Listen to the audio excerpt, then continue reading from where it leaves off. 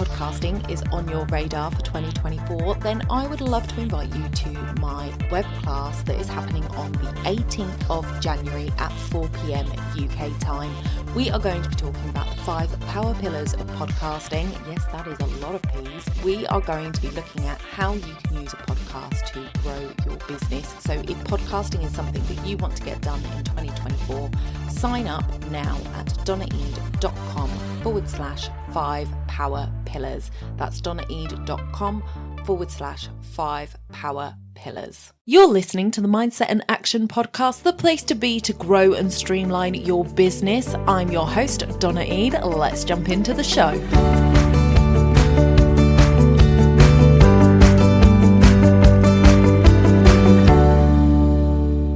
It is health that is the real wealth, and not pieces of gold and silver. Gandhi. Welcome back to the podcast, everyone. I'm so excited to have you here today because today we are bringing back Michelle. Thank you so much for coming back and sharing your knowledge with us today, Michelle. How are you doing? I'm good. How are you doing, Donna? I'm doing all right, but I've got a feeling that this call is going to uncover some things that I might need to change. So I'm looking forward to diving in. So if you missed Monday's mindset, then you can go back and listen to that. Michelle gave us some great insight into how she got over her mindset blocks around money and charging what she's worth. So definitely worth going back and listening to that one if you haven't yet. But today we are here to talk about Michelle's personal expertise in health coaching. So Michelle, introduce yourself to those who didn't listen to Monday's episode, naughty people, and let them know who you are and what it is that you do. Hi, Donna. Great to be back here again today. Hi, everyone. I'm Michelle Kuklinski, and I'm a health and mindset coach who specialises in working with rebellious women who want to improve their mood, increase their energy, and feel so much more body confident. And a little bit about my background is I've been running my own businesses on and off for about 24 years now, and sort of started off when my children were really small, doing childminding. I've done dog walking, but my passion is coaching, which I've been doing for 10 years now. And my interest lies firstly in how the mind works, the unconscious mind, and how it interacts with what's going around us in the bigger world, along with my second passion, which is food, because what's not to love about food? And I feel really upset when people have so much anxiety around food. I have this huge cookbook collection, which I keep culling, but it keeps growing. Don't know how that happens. It's just impossible. And I love the connection with the power food has to make us feel better. So often people fear food and have anxiety and think I shouldn't eat this and, avoid it. And I'm on a mission to get people to fall back in love with food because it has the power to not only make you feel better, but improve everything that's going on behind the scenes in your body and help prevent disease. So, yeah. That's where I've got to in my journey. I finally found my sort of sweet spot that I love talking about and helping my clients with. I love that. And are you a sweet or a savoury person on the sweet spot note? Oh, both, 50-50. It's not often you find somebody who is really in the middle there. Like I'm definitely the sweet tooth. If it's sweet, then I am there. Desserts, my favorite part of any meal. Chocolate, I'm there. I just love it. I love sweet. I have managed to give up sugar in my tea, which is ultimately a fantastic thing to do, given how much tea I drink. But that actually leads me really nicely on to where we're going to start our conversation today, because we're going to be talking about blood sugar. So, guys, it is really important that when we are working in our business, that we are also working on ourselves, because especially as solopreneurs or very small business owners, we are the linchpin in our business. And if our health isn't up to scratch, that really can badly impact our work and what it is that we're doing, our productivity levels, you know, the enthusiasm we have for what we're doing, just getting out of bed in the morning, you know, all of those things are impacted by our health. So you may sit there thinking, why, Donna, you know, you occasionally you bring on these people to talk about health and wellness, and this is supposed to be business planning, audience building, and all this jazz. But I like to just drop these in every now and then, because I think it's really important as part of building a healthy business for ourselves is to keep ourselves healthy. So I'm really glad that we're going to be diving into this with Michelle today. So, Michelle, the first thing that I wanted to talk to you about is the fact that you are a big advocate for blood sugar balancing through dietary choices. Now, I've read Jessie Inchampspe's book, Glucose The Goddess. Glucose Goddess. Yes, I'm well versed, and I love what she talks about in that book, guys. I will link it below for you if you haven't read it yet. But I think it's a great book, and she talks a lot in there about balancing your blood sugars. Can you explain to people what balancing your blood sugars means and how it can have a positive impact on your energy and your mood? Absolutely. So here's the sciencey bit, guys. I'll try and make it as simple as possible. So obviously, we eat food to fuel our bodies. And our body needs energy, which we get from the food we eat. And that's mainly from the consumption of carbohydrates, fat, and protein. And they're all important macronutrients that we need to eat. Carbohydrates essentially are broken down into sugars. And we look at two different types of carbohydrates. We've got what we call complex carbohydrates, which break down slowly. And they're things like your whole foods, your grains, wholemeal pasta, and vegetables. Then we have simple carbohydrates, and that's when glucose or sugar is released really quickly into our body. So think cakes, processed food, white pasta, sugar, that kind of stuff. So when we have too much sugar in our body, this creates that sort of rushes into the bloodstream, and that creates this what we call a spike. Think of it like a roller coaster. So you go up on a roller coaster and you're all excited, you've got that sort of energy buzz coming in, and then insulin sort of rushes in to move that glucose or the sugar around your body so that your cells that need it for energy, it's got the energy, and then it kind of gets rid of the excess into your liver. But then, just like a roller coaster comes up, it has to come down, and the spike comes down, and it's this sort of quick rush down. And that's when we tend to experience sort of tiredness, crankiness. It's when we go, where's that biscuit tin? I feel like I can just munch biscuits, chocolate, whatever it is. You get low mood.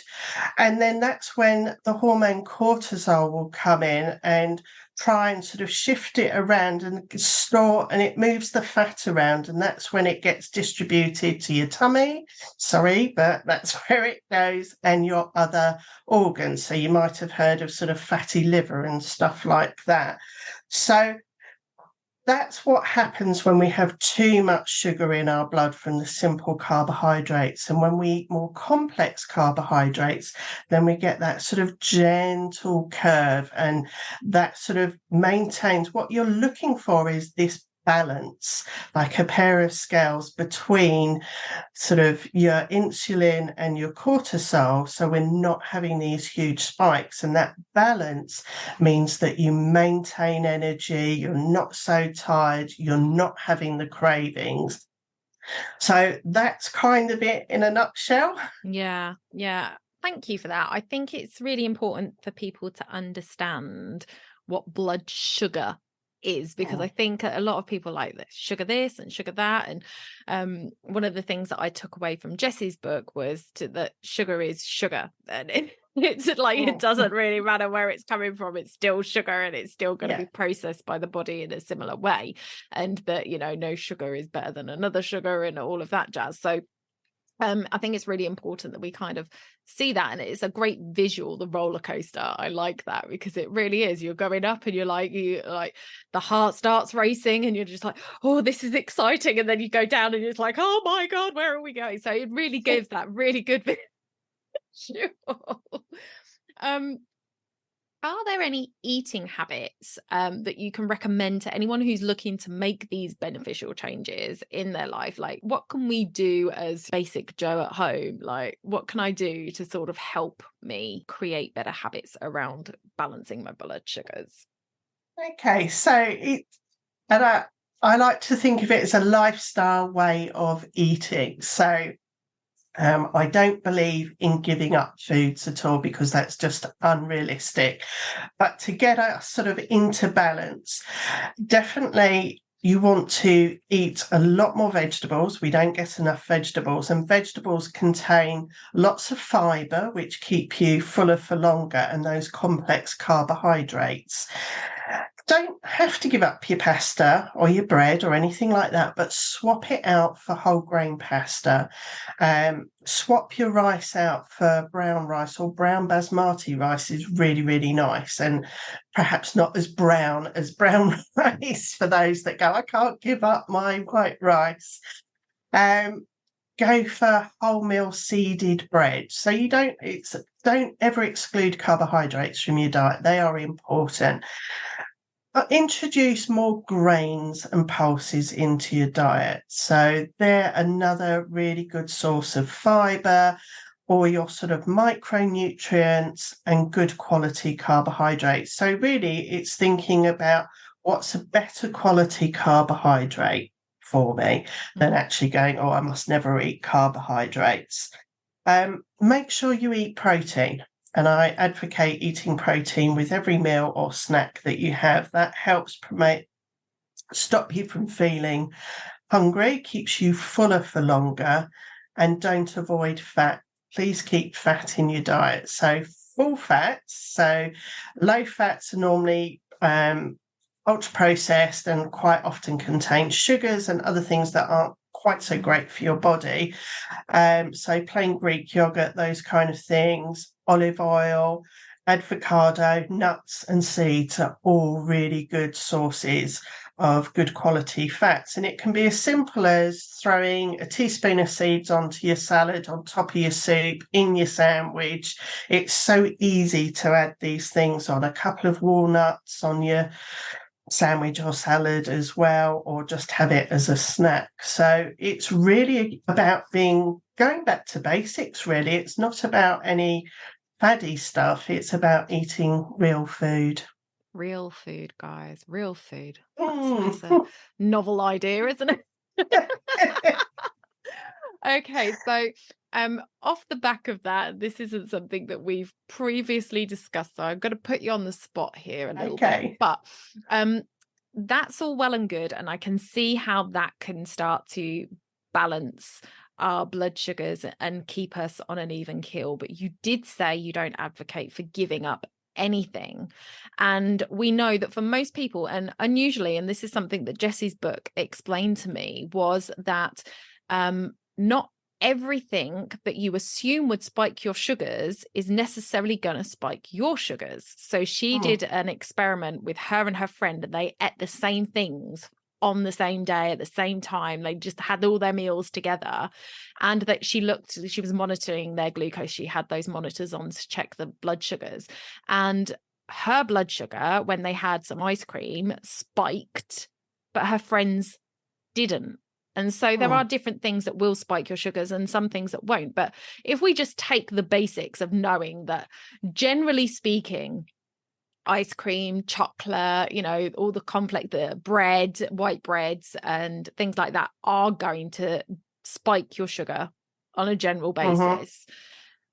But we want to eat those things, or, it's going to be part of our diet because we're not giving up everything. Is there anything that we can do to help reduce the gravity of that spike? So is there something that maybe we make sure that if we're going to eat it, we eat it like after something else that's like already, is there something that we can do to just reduce that spike? Well, there's two things. So, yes, I advocate the blood sugar balancing way of eating because that is the most tested, scientifically evidence-based way of eating. But I'm also, as I've said, aware that, you know, we do like our desserts. Now, the glucose goddess, Jessie, does suggest that you eat desserts after you've eaten a really nice healthy meal of sort of vegetables, protein and stuff. And that is one way of minimizing, excuse me, the effect of glucose. But if we don't want to be so sciencey and kind of thinking, oh, have I eaten this before I have my ice cream or anything like that?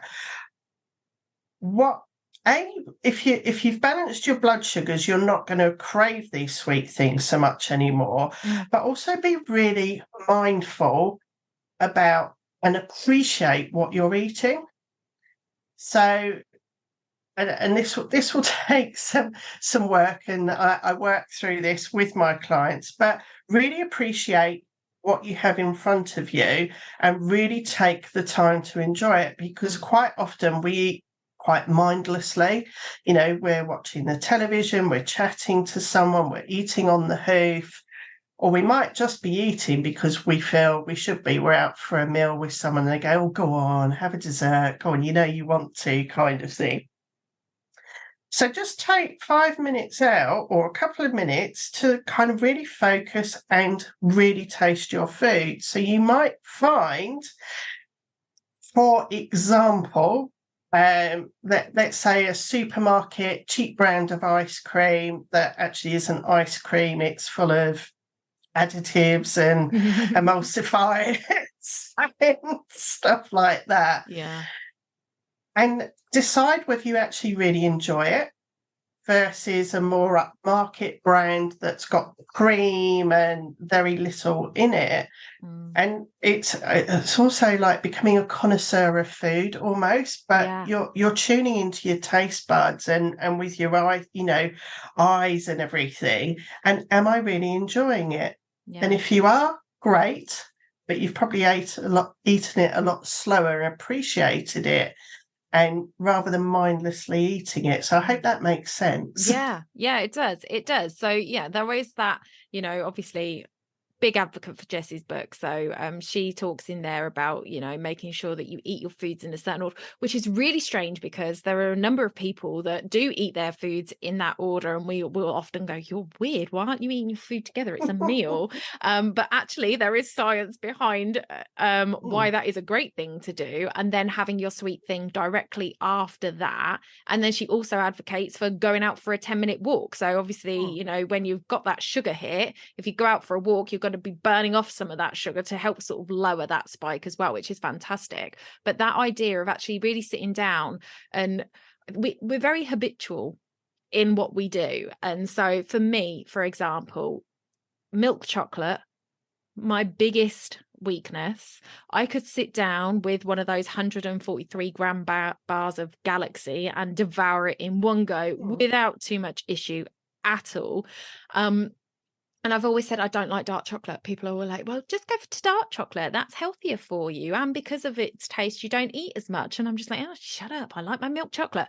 And actually, I've worked with a health coach previously, and we did it. We managed it. I don't know how she managed the voodoo magic she did with me, because I was really like, I am not doing dark chocolate. But I did a little workshop with Victoria Bell, who we both know. And she actually sent through this little package with a dark chocolate baton from Hotel Chocolat to do this little ceremony thing that she did. And I was like, oh, it's dark chocolate. And I tried, and I quite liked it. I was like, what? Excuse me. And so now I have changed, and I do still have my Galaxy occasionally. But if I am craving that chocolate fix, I go for 2 squares of dark chocolate, and that's it.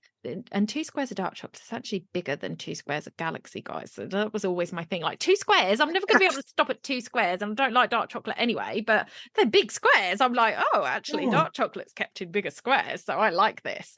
So yeah, just really sort of looking at the ingredients and what is actually in it, and how much of it is real food versus the emulsifiers, the stabilizers, the things that are keeping the food on the shelf for that length of time, which is actually going to be worse for our body, getting the best quality of that food that you love and taking your time with it and enjoying it. This isn't about depriving yourself, but also I loved what you said about, you know, when you are eating in this well-balanced way, the cravings for those things tend to be less. And I want to touch on those cravings now, because I know a lot of people struggle with their mood swings and their cravings, and it's that afternoon crash, and they've got to have their coffee, and they've got to have this pick me up at this particular time of the day and stuff. And I think it's worth sort of diving into a little bit more and talking about how we actually can stabilize our mood throughout the day and how food plays a role in that. And I mean, obviously we've spoken about how your blood sugars are affected, but in particular talking about our moods crashing and things like that. Can you sort of talk us around how to combat the cravings and what we can do in our work day just to support ourselves, especially if we are working on our own, we're in our own little office by ourselves. I know for me, one of the things is like getting that boredom factor of just being at home on my own, working away, and then all of a sudden I'm like, oh, I'm bored. I could really just do with a peanut butter sandwich right now. And the kitchen's right there. And then before you know it, I've had a peanut butter sandwich in the middle of the day that's not my lunch, you know, just random. To be fair, a peanut butter sandwich isn't the worst thing you can eat. It's on white bread though, Michelle, so it's not so great.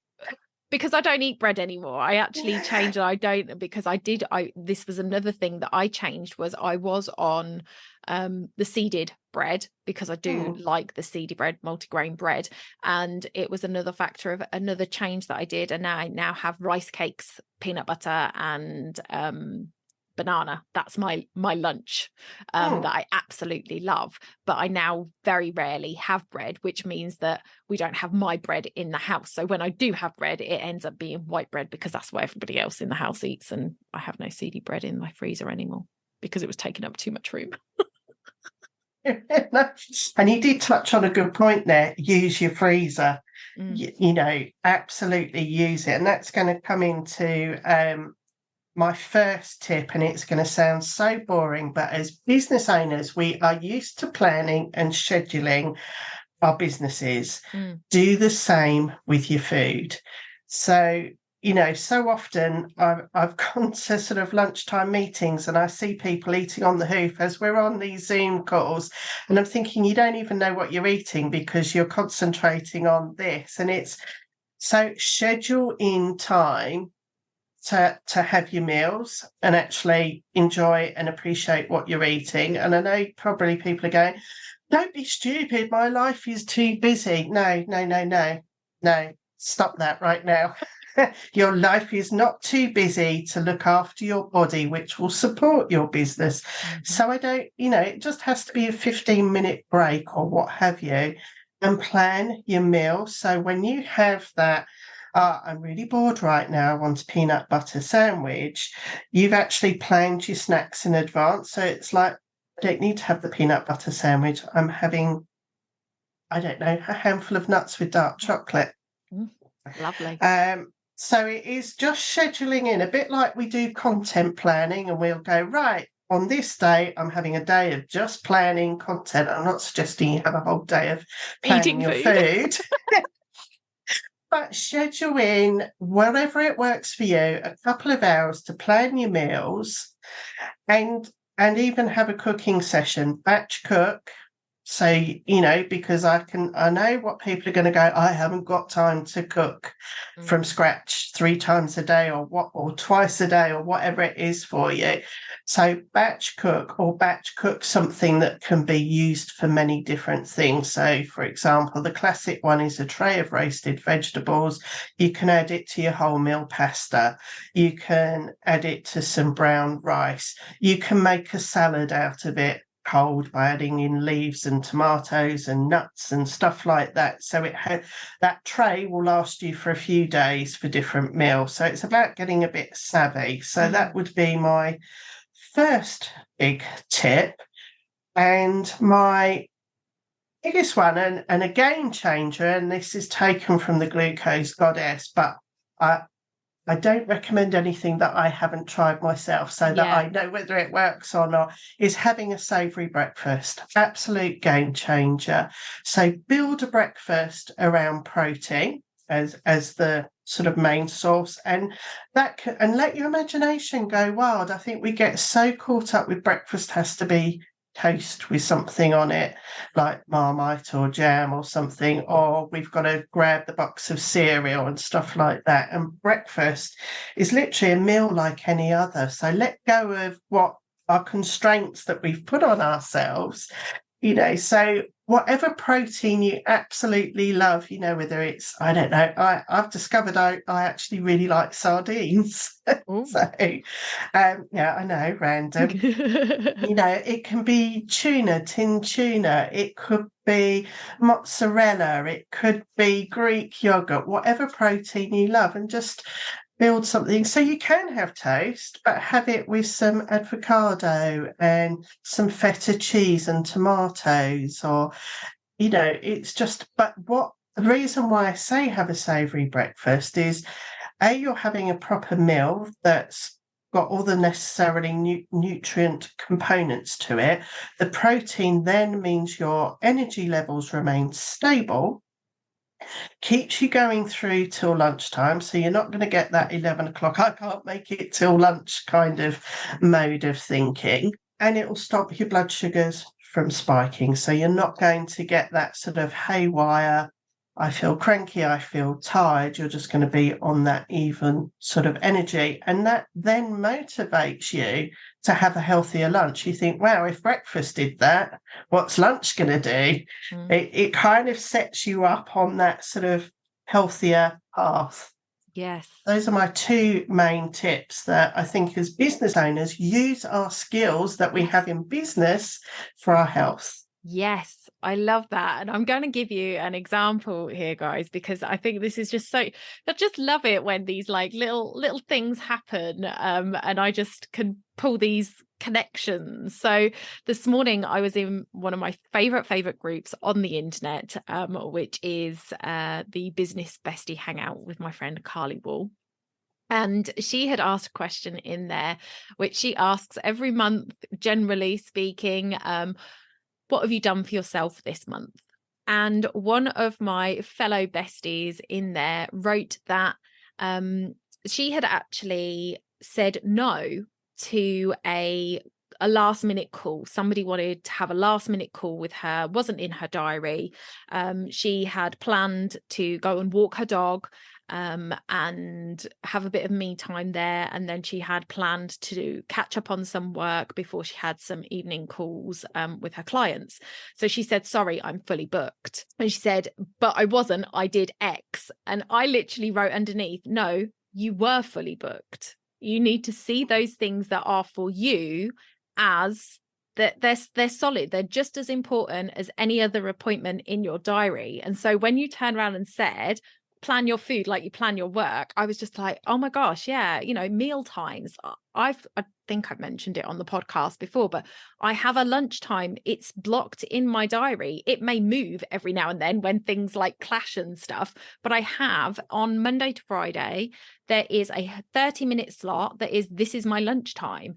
And yeah, like I say, I might move it because maybe I've got a call that I'm not arranging, like I'm on a training or something that goes over that time, but I don't delete it. It just gets moved so that I have always got 30 minutes in the day where I step away from my desk and I eat. And I'm not as good as all of that though, because I do sit there and watch YouTube videos whilst I'm eating. And I know that you shouldn't really be doing other things while you're eating. So I've still got things to learn and I've spaces to grow, but I thought that was such an important one to say and to sort of reiterate that it's just as important as any other appointment in your diary to actually book time out to eat and to plan what you're going to eat, because it affects so much of the rest of your life, including your business, because of the fact that it is, and I think of food as fuel. I have got a very sweet tooth, but other than that, I can't be bothered with food. Like, I don't do the cooking in my house. Haven't got time to cook, guys. Find a guy that cooks. That's what I did. But, I think I spent so long cooking for me and my daughter as a single Mm, parent. And I just sort of got into the rhythm of what I knew how to cook and what I found easy to cook. And I cooked because I needed to feed her. Well, she's 22 now, and I'm just like, I'm done in the kitchen. The kitchen, it's not my space. I don't enjoy cooking. I don't find it fun. I will batch my soup. I love some Italian bacon soup. I have a recipe that I mm, do, and I love to do that. But other than that, I'm really not fussed. So he does the cooking, but he enjoys it and he finds pleasure in that. And it's something that's so completely different to what he does in his day job. It's a good break for him because he enjoys it. So, I'm all for him doing the cooking, but it's very obvious when he's not here because, like, last night he goes to his parents every Wednesday for dinner because they're of a certain age now, so it's just nice for him to sort of always have that weekly connection with them. So he goes and has dinner with them, which is really lovely. Last week I had tomato soup with white bread because we only have white bread in the house. I was just really like, last Wednesday was perfect soup weather. It was just like cold and cloudy and mm. wet and miserable, and I was like, literally, I was making my breakfast and I was like, I'm gonna have soup for dinner. Like, I was just like so excited to have soup for dinner, but it was very intentional. But then last night I was on a training, he wasn't here, everything kind of overran when he like came home, and there was talking, and before I knew it there was this training that was happening and I hadn't eaten anything. So yeah, a peanut butter sandwich, which but these are the odd occasions. Like, this is not, I do live off peanut butter, guys. Every day I eat peanut butter. I love it. But I Peanut digress. butter, as long as it's the Oh, it's whole foods. It's yeah, just peanuts with a little bit of oil. That is it. Yes, I don't have yeah. none of that. I moved off of the sun pat a long time ago. That's good to hear. And I would just touching on your point that you went back to earlier about how people process things differently with their food is very important for people to realise. So your blood sugars is only part of the story. You have how fats process in your blood as well. Your tolerance to fats and stuff, and those kind of things are generally discovered through wearing things like a continuous blood glucose monitor. And having gone through that process myself, like you say, one person might be able to eat ice cream and not have a spike, whereas someone else it will go really high. So I think that whole mindfulness of getting back into tune with your body and learning to listen to it, I think is a skill that we've lost touch with. So, oats are normally recognised as quite a healthy, sort of slow release carbohydrate. But as a result of me doing my blood glucose monitoring, oats aren't that great for me. Mm, And when I actually listen to my body, and I do love my oats and I get really creative, and every now and again I will have them for breakfast, but I can feel the difference in my stomach.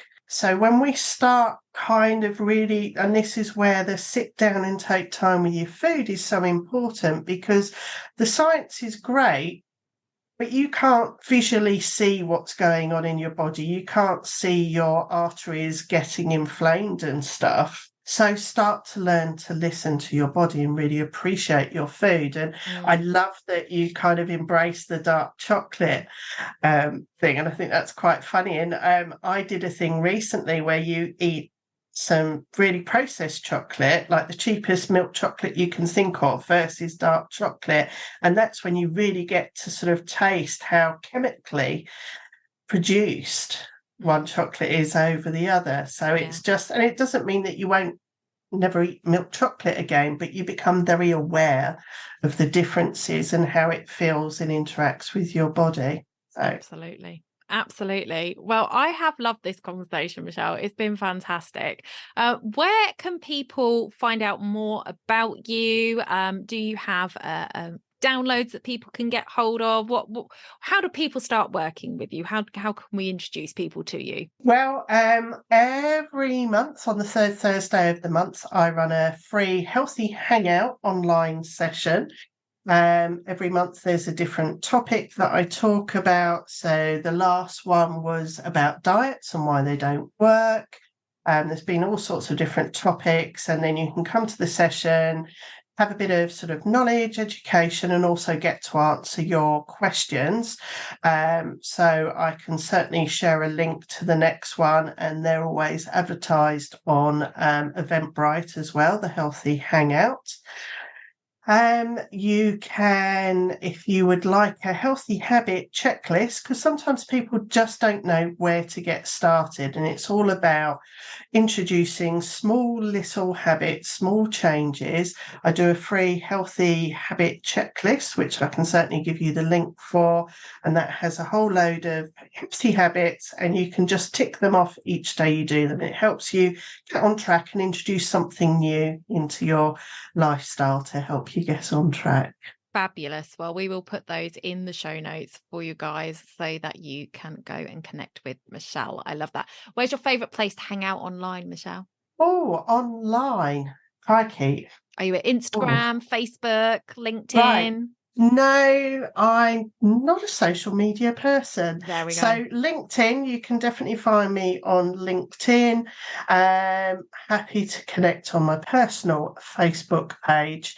But generally you can hang out with me at the Hangout. That's where I tend to be. Yeah. On the Thursdays. Brilliant. Love that. Okay. So I have a quick fire round for you, which is something I do with all my guests, just to get a little bit more information about who you are as a person. Because I think these 3 questions kind of glean quite a lot from, and I'll be interested to see what you've got your answer to one of these questions for sure. So if you're up for it, I've got 3 little questions for you.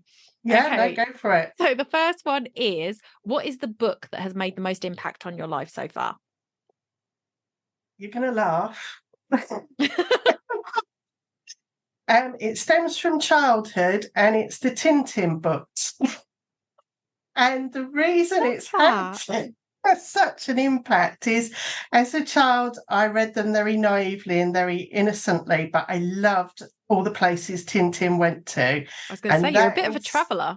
I am indeed. And that inspired me to do a charity trek to Peru, because Peru and Machu Picchu was on my bucket list. So not only did I get to go there, I got to raise money for cancer. And it also taught me to question what we read. So that naivety of a child, of just seeing it as it is, as this sort of adventure.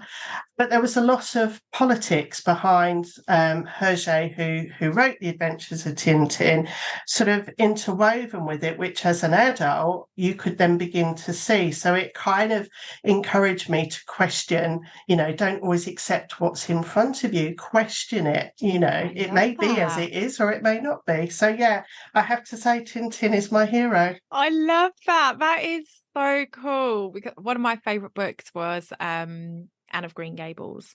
My mum bought me Anne of Green Gables and Anne of Avonlea for birthdays and Christmas, and I was a redheaded girl, so I really, resonated, and I wanted to be a teacher as well, and I was just like, yeah, I love those books. So I've got a big heart for books that I read as a child, so I love that you chose one of the books from your childhood. Fantastic. Next question is, what is your go-to snack if you're in a hurry? Definitely, I have a jar of mixed nuts and dark chocolate chopped up, so I can just go to that jar and feel as if I'm being really naughty, like sweets from a jar, or I can just throw it into a little packet and take it on the move with me.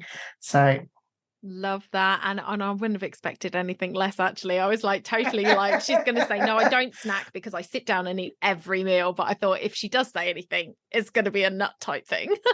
Absolutely. Oh dear. So it's good. It's good. Okay. And then finally, what is your ultimate me time thing to do? It's got to be having a spa day with a bestie. Oh, I love that. It's I'm a spa girl. Yeah, all day long. Just that place where you can disconnect, you shove your phone in your locker and you just hang out and have a proper chin wag, put the worlds to rights, have those moments of silence and contemplation, and just get pampered. 100%. Yeah, I am with you there. Brilliant. Thank you so much, Michelle, for today. It's been absolutely fabulous to have you on the show. Thank you so much for having me, Donna. It's been an absolute honour. Okay, guys. So I'll leave all Michelle's links in the show notes for you. Do go and hang out with her on one of her Thursday hangouts, and I will see you in the next one. Bye for now.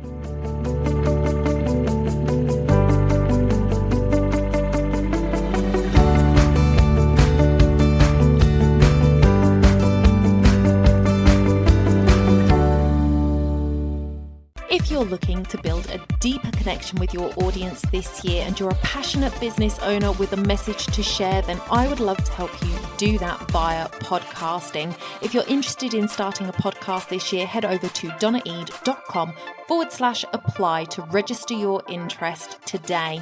Don't forget to hit subscribe where you listen and rate and review the podcast if you've enjoyed it. You can also share this episode with a friend. It is a great way to help the podcast out to get to more listeners just like you.